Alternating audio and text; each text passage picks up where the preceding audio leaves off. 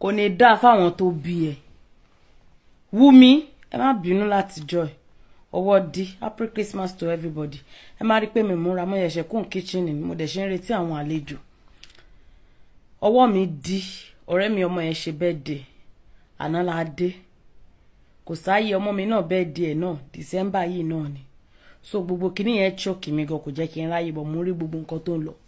Wunmi, ó rí pọ́mọ tó kọ́ tí ó gbẹ̀kọ́ ni ẹ́. Ó dẹ̀ dá mi lójú pé ìyá ẹ̀ kò kọ́ ẹ.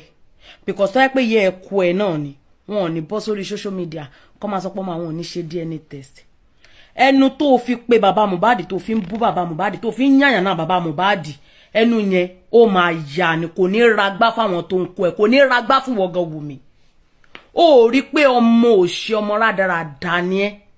Ṣé ọmọ tí ò bá ti dúró gbẹ́kọ̀ nílé ní age of 18, 16, 17, 19, 20 tó bá wọlé ọkọ kò lè nẹ́kọ̀ mọ́ tó bá déta ó máa wà rúdù ó wà rúdù ìyá tó bí ẹ lọ́mọ tó pè ẹ wá sílé ayé kò tó ẹ kò gbéra ná kò ní ragbá fún ẹ tí Mohbad bá wà láyé ṣó o lè bàbá bá ìsọ̀rọ̀ bó ṣe bá sọ̀rọ̀ yẹn ó rí pé mo da fọ́ká ni ẹ Wunmi ìwọ ń sọ pé kí bàbá Mohbad má palẹ̀ àbó ṣe pa Mohbad ó rí pó lórí burúkú máa pu létí burúkú ọmọ ni ẹ ṣé bàbá Mohbad